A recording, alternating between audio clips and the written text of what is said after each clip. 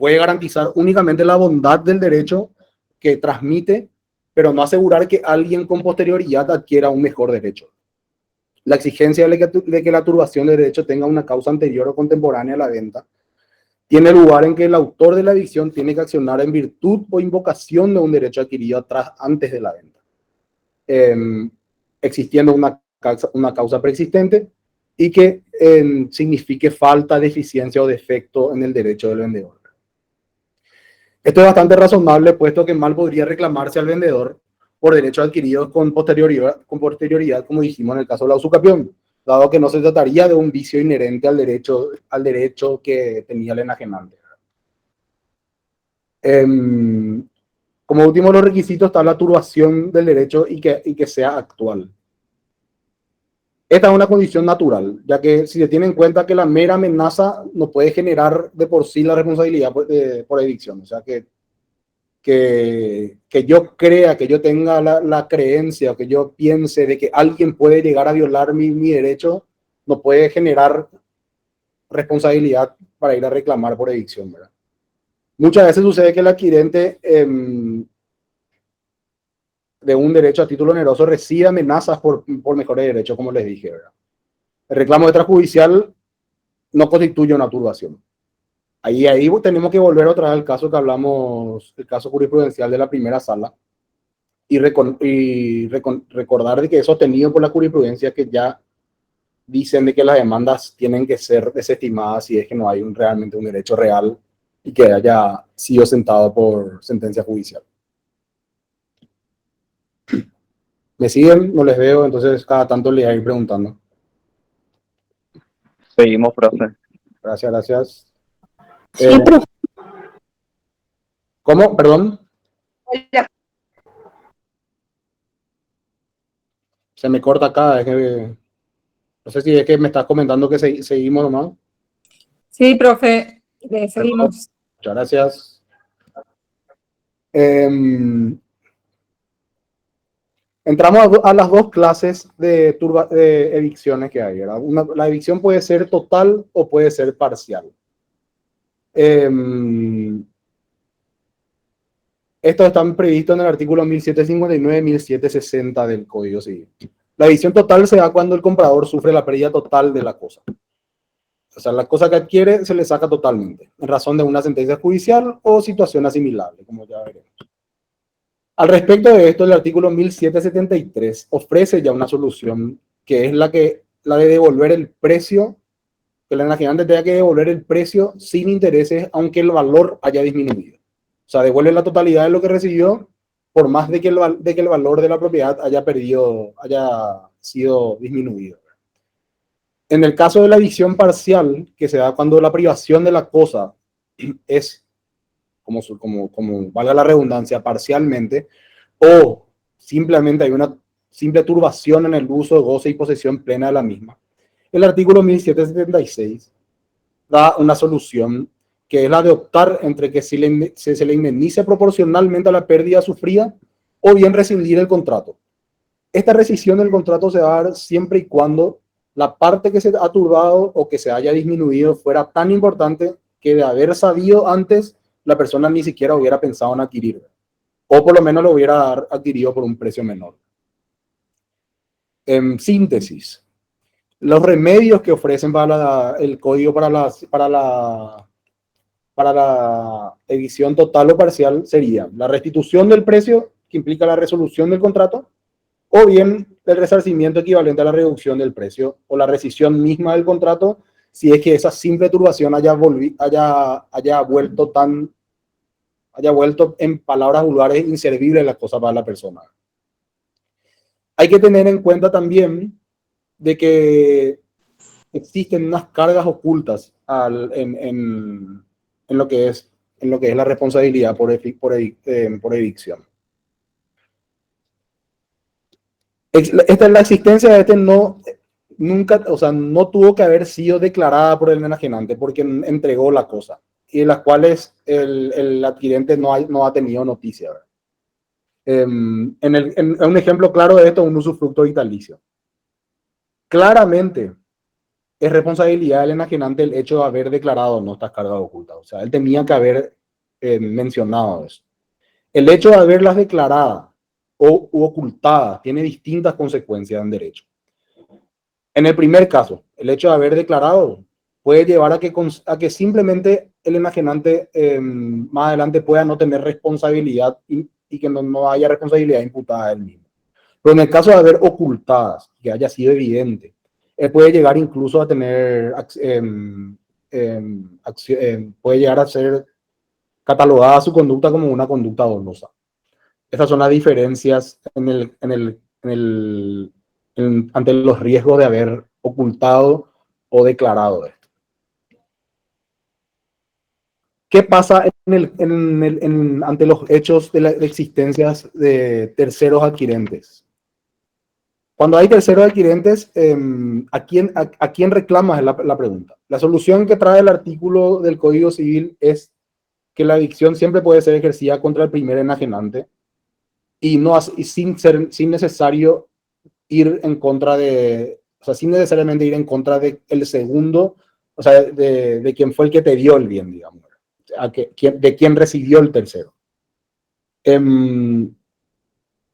Acá hay que tener especial atención de que el pacto que exonera al enajenante, perdón, en el caso de la ampliación, restricción o la supresión de la garantía de evicción, porque acá entra también la autonomía de la voluntad en el cual las partes pueden pactar en ampliar, restringir o suprimir incluso la garantía de evicción. Y el artículo 63 establece la posibilidad de que los mismos puedan hacerlo. La responsabilidad por evicción es una norma supletoria que puede ser modificada por las partes, al menos en los contratos paritarios. Pero siempre hay que tener especial atención que el pacto que exonera al enajenante de mala fe es nulo. El artículo 1764 del Código establece taxativamente cuáles son los casos en los que el vendedor no responderá por evicción. Y pueden recurrir a revisarlo, ¿verdad?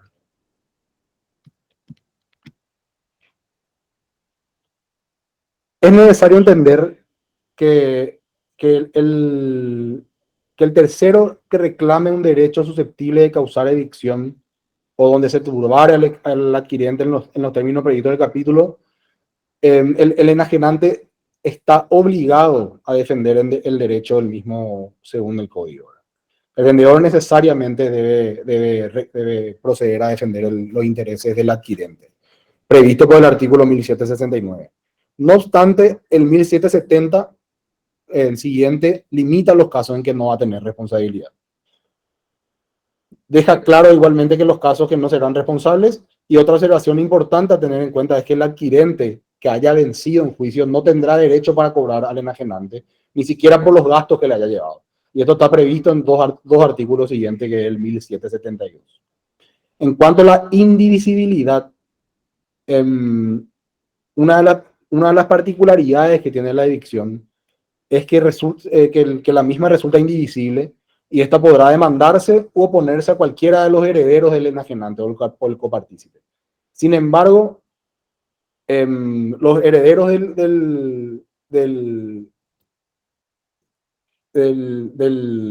necesaria, perdón. Sin embargo, será divisible la obligación de restituir lo recibido en el acto de la transmisión, como también la de abonar los daños y perjuicios.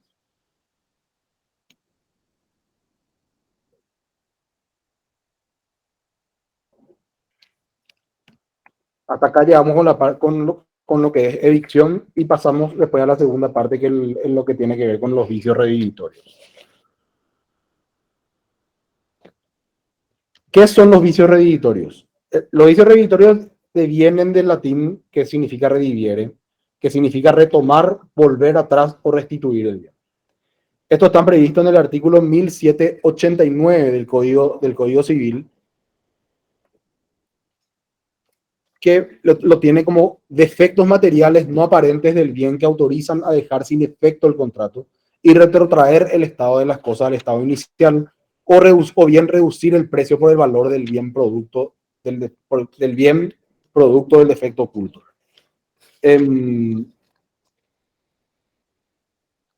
La importancia de ser tal que es que de haberlo reconocido como, al igual que como mencionamos en la adicción, el comprador no habría procedido a adquirir el bien.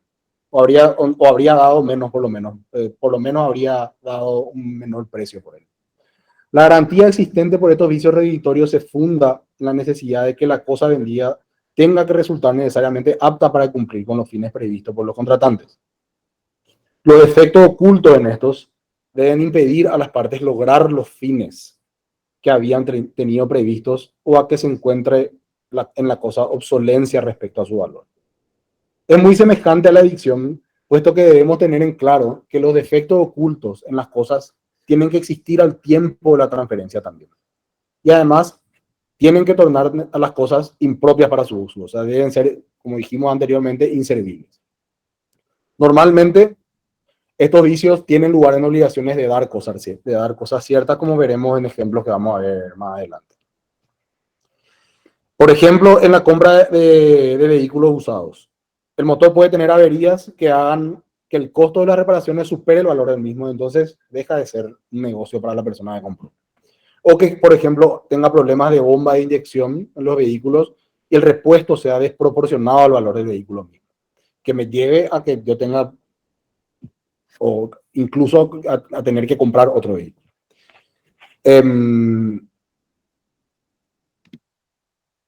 ¿En qué casos no proceden, no se constituye un vicio oculto? Muchas veces los vicios son aparentes y el adquirente tras una prueba podría detectarlos.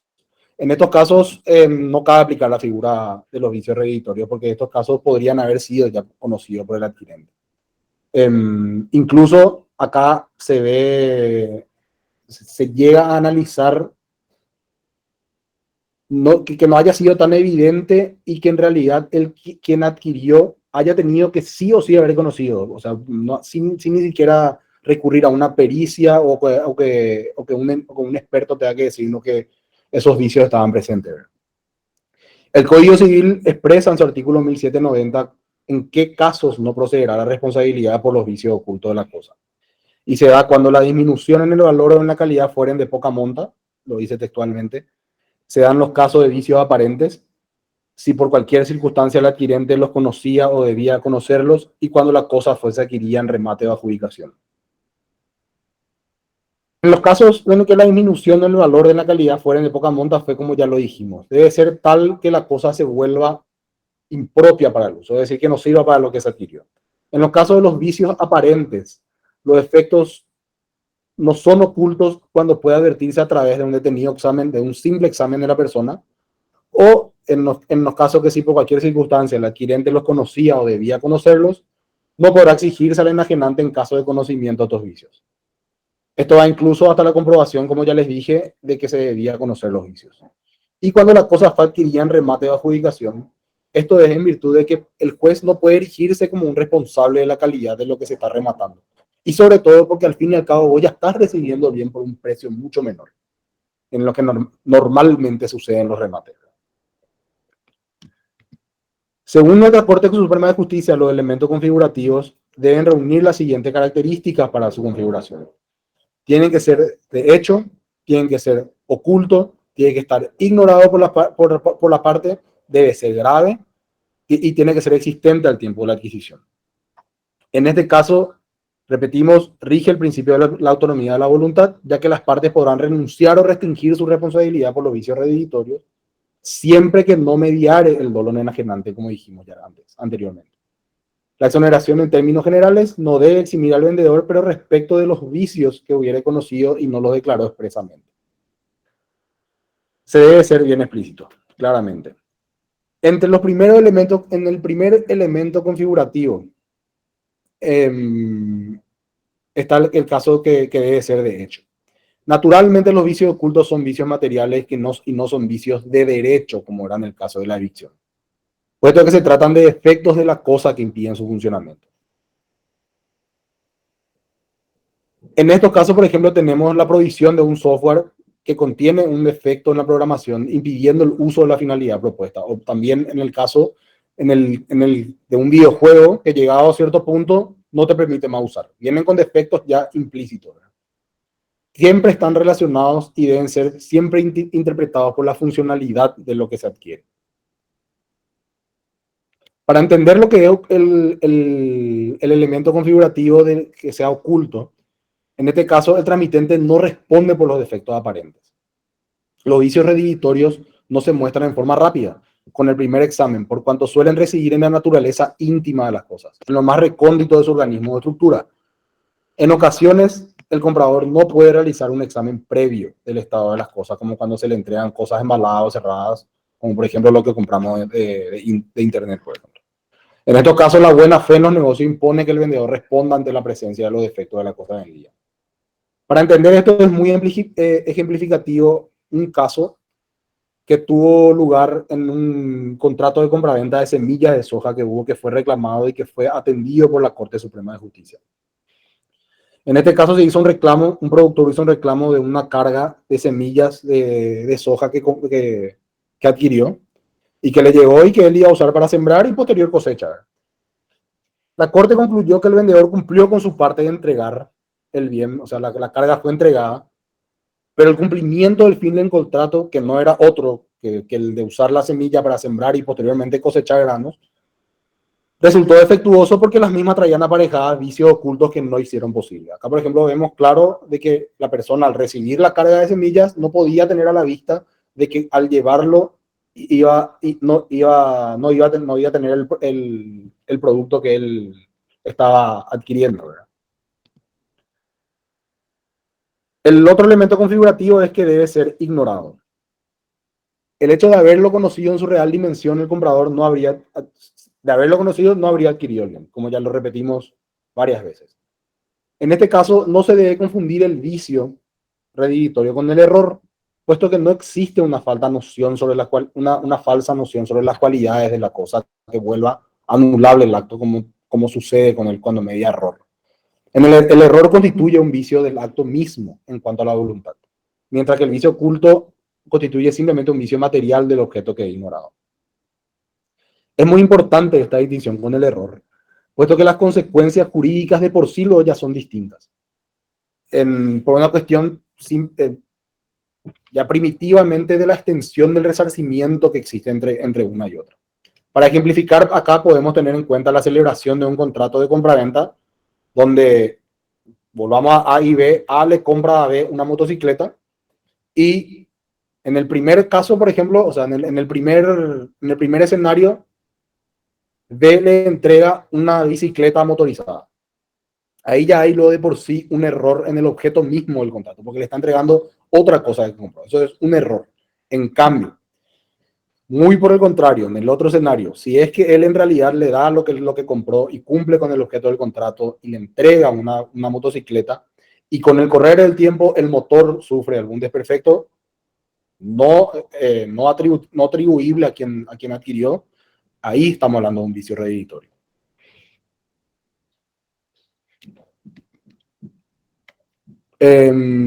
Otro de los elementos de los vicios tiene que ver con su gravedad. Debe ser, como ya repetimos anteriormente, debe ser lo suficientemente grave para que imposibilite el uso del bien o darle el destino querido.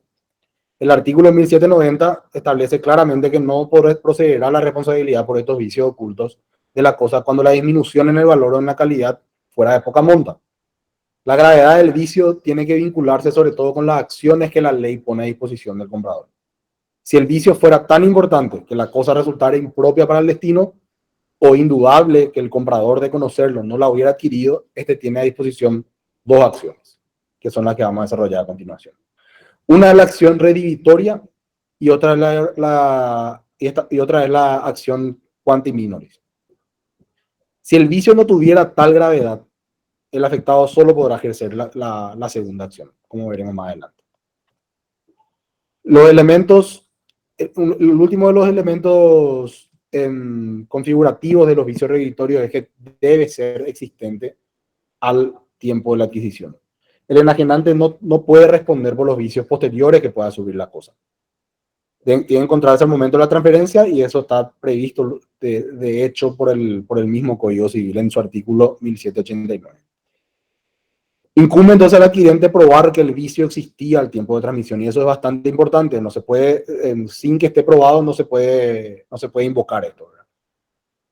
Siempre se considerará si no se prueba que el vicio sobrevino después. Es importante, y acá vuelvo a insistir, a que el vicio debe ser tal y tener existencia al tiempo de la transferencia, y por sobre todo que el adquirente, en caso de haber tenido conocimiento de los mismos, en ese momento no hubiera adquirido, siempre que se haya dado al momento de la transferencia o anterior al mismo.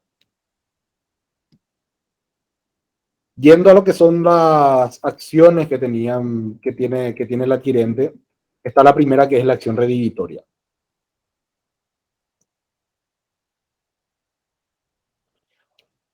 Esta es una acción que está prevista por el Código Civil. La misma tiene una naturaleza que es una demanda resolutoria para dejar sin efecto la venta y restituyéndose las partes de las respectivas prestaciones que hicieron.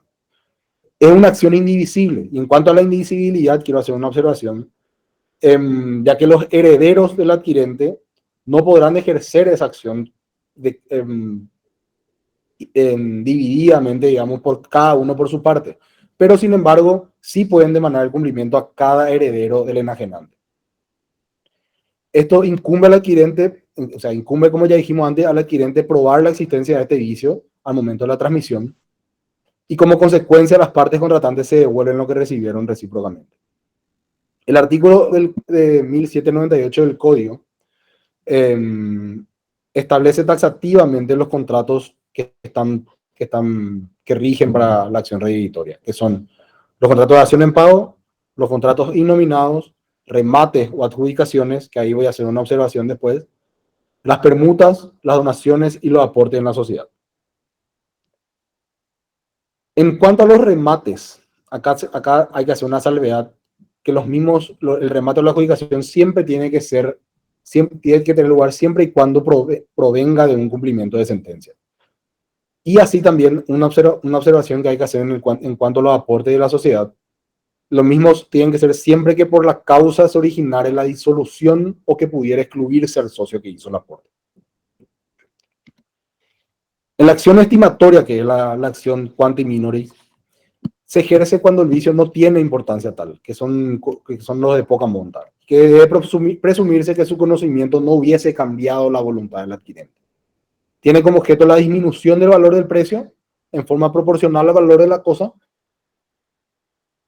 y en el mismo no se busca dejar sin efecto el contrato, sino restaurar el equilibrio entre las prestaciones.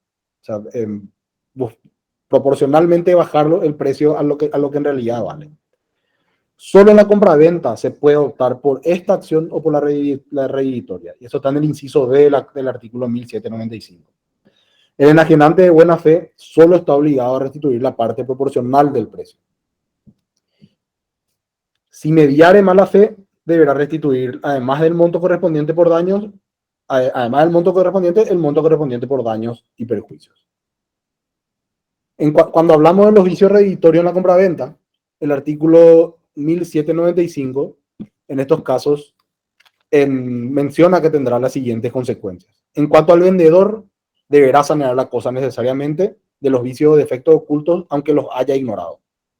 Si por razón de su oficio o arte debía conocerlos y los cayó, indemnizará además al comprador cuando éste lo pidiere, por los daños y perjuicios, siempre que no optare por rescindir el contrato. En cuanto al comprador, en el caso anterior, podrá escoger entre dejar sin efecto el contrato o exigir que se le disminuya el precio.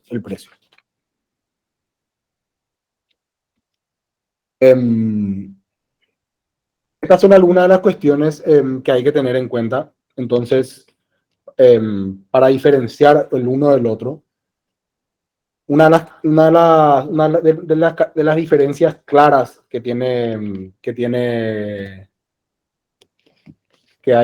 hay respecto entre la evicción y los vicios redditorios es que en el caso de la evicción hablamos de un derecho. Y en el caso de los vicios redditorios hablamos siempre sobre hechos que perturban y que hacen imposible que se use como tenía planeado el adquirente. Esas son las características más puntuales de cada uno y que en una que se diferencian el uno y el otro.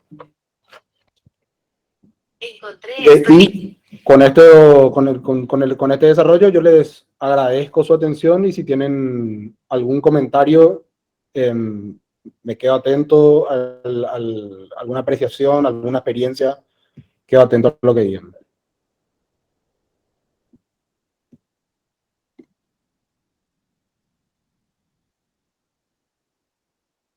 Profe, buenas tardes. A mí no me quedó bien claro el tema de la ley 1879.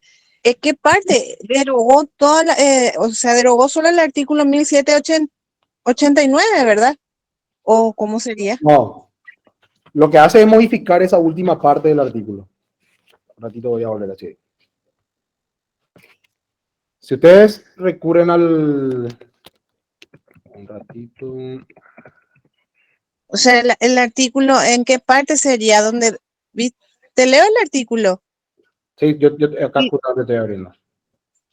Sí, léanos la El artículo 1789 dice, si el dominio, uso o goce de una cosa se transmitió a título oneroso y al tiempo de la transferencia existieron vicios ocultos que la tornaron impropia para su destino, estos se juzgarán redditorios cuando disminuyan de tal modo el uso de la misma que el adquiriente, de haberlos conocido, no hubiere tenido interés en adquirirla o habría dado menos precio por ella.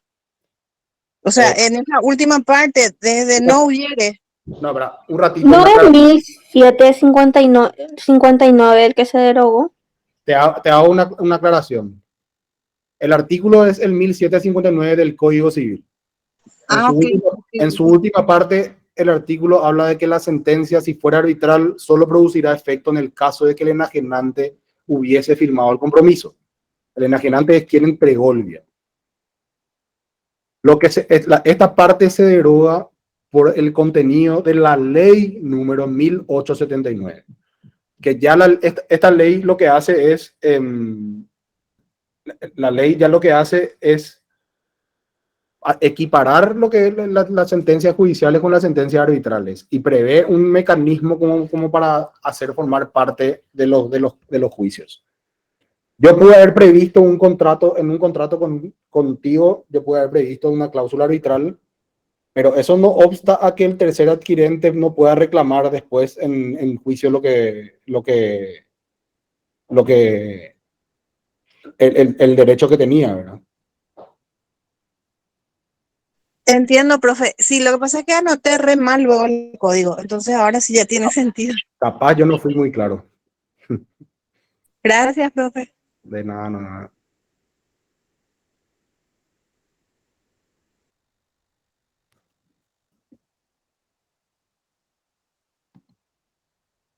Bueno. ¿Nadie más tiene alguna observación ni nada? Nada que mandar al buzón de quejas.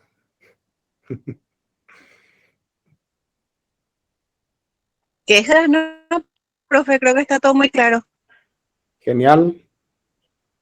Perfecto. Yo le voy a dejar también a los delegados mi número. Ahí seguramente también la gente del equipo le va a hacer llegar cualquier duda que tengan, cualquier pedido que tengan, si necesitan. Es importante que lean estas jurisprudencias que yo les mencioné y que tengan también adquirido en la práctica la lectura de estas resoluciones, a ver cómo. Siempre es importante saber cómo están fallando, por más que tengamos la doctrina, saber cómo se está utilizando esta doctrina en nuestros tribunales. Entonces, cualquier cosa que necesiten, yo les puedo ir compartiendo. Profe, vos estuviste ayer en el examen, ¿verdad? Ayer no me fui, justamente eso me olvidé de decirles al comienzo. Ojalá les haya ido muy bien ayer. Ayer no estuve. Ah, bueno, profe, gracias. Se fue otro equipo. Alguien parecido. Entonces. Ah, ok, puede ser. Nos juntamos solamente gente parecida para que parezcamos que siempre somos pocos y somos más en realidad. Bueno, perfecto. Les dejo cualquier cosa a las órdenes.